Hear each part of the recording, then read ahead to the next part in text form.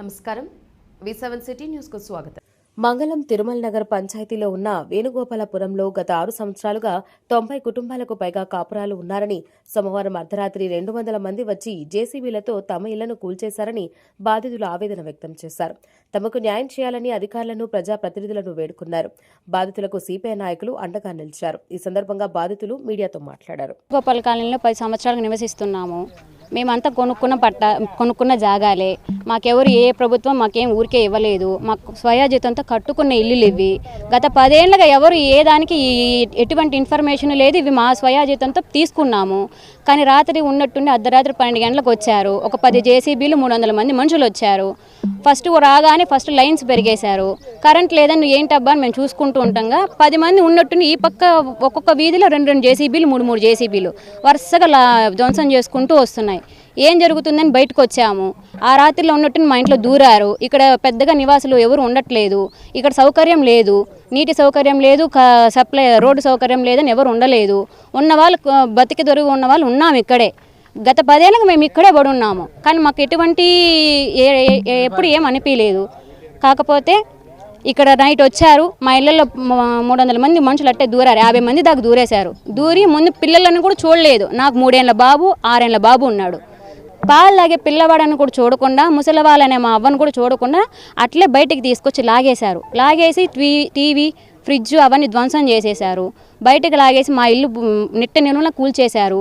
పోలీసులకు ఫోన్ చేద్దామంటే ఫోన్లు బెరికేసి నేలకేసి పగలగొట్టేశారు. ఆ ఇన్ఫర్మేషన్ అయినా ఇద్దామంటే బండి తీసుకుంటే బండి బిగా లాగేసుకున్నారు. ఎటు పోనీయకుండా కదలనివ్వకుండా మమ్మల్ని అక్కడే నిలిపేశారు. వాళ్ళ ఇష్టంగా వాళ్ళన్నీ ధ్వంసం చేసిన తర్వాత వాళ్ళు ఇంకా బయలుదేరుతున్నారనగా పోలీసులకు ఇన్ఫామ్ చేయడం జరిగింది. ఇక్కడ ఉన్న అధికారులకు కూడా ఫోన్ చేశాము. వాళ్ళు ఆ నైట్ వచ్చినా మాకు ఎటువంటి ప్రయోజనం లేకపోయింది. రాత్రి పోలీసు వాళ్ళు వచ్చి హోమ్ స్టే మేము తీసుకెళ్తామమ్మా, మిడ్ నైట్ మీరు ఎక్కడికి వెళ్తారు, ఏం ఇల్లు లేవు కదా అని చెప్పి పోలీసులు అక్కడ బృందావనం హాస్టల్లో పెట్టారు. వాళ్ళే నైట్ పాలు అవన్నీ ఇచ్చారు పిల్లలకి. ఇప్పుడు మార్నింగ్ సరికి మేము ఇక్కడికి వచ్చాము. మా కాడ అన్ని డాక్యుమెంట్స్ ఉన్నాయి, ఇంటి పత్రాలు ఉన్నాయి.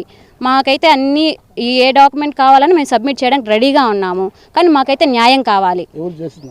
ఎవరు చేశారని తెలియట్లేదు సార్. ఎవరు చేశారని చెప్తే మాకు అర్థం అవ్వట్లేదు. ఎందుకు చేశారని కూడా తెలియట్లేదు. ఇప్పుడు ఇది తగాదల్లో ఉందని చెప్పారు. ఎందుకు ఉందని చెప్తే ఇది కోర్టులో జరుగుతోంది కదా, ఎవరి పక్కన ఏది మనకు తెలుస్తుంది కదమ్మా, మీరేం భయపడాల్సిన పని లేదు అమ్మేవాళ్ళు చెప్పారు. ఒకటి మాకు ముందుగా ఇన్ఫర్మేషన్ ఇస్తే మేము ఏదో ఒకటి సాల్వ్ చేసుకుంటాము. మా ఇల్లు ధ్వంసం చేసుకోవాలని ఎవరికి ఉండదు కదా సార్.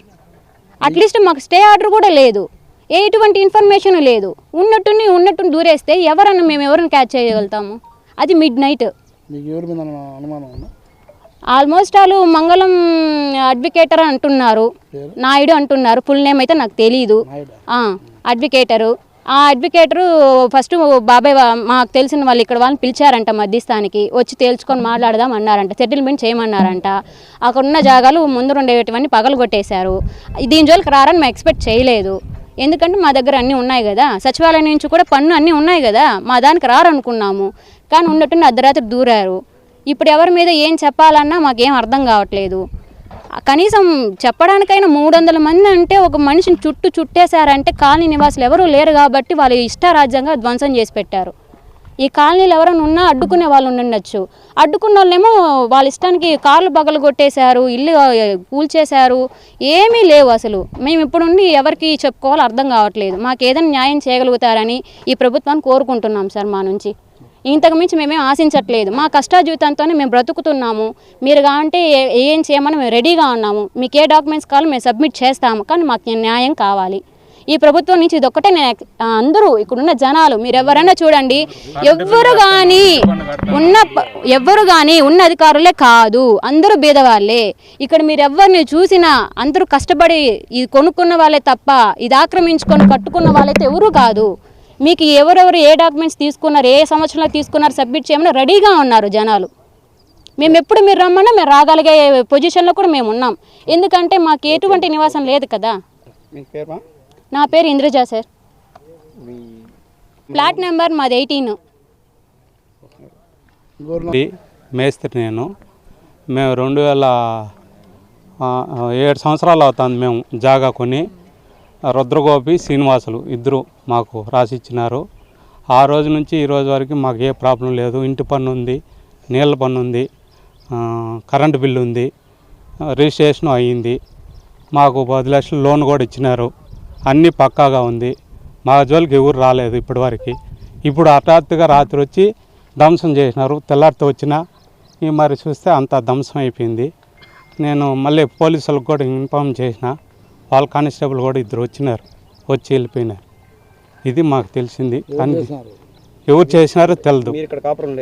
మేము కాపురం, మా అమ్మ కూడా ఉన్నాడు. ఇటారా ఇతను ఉన్నాడు.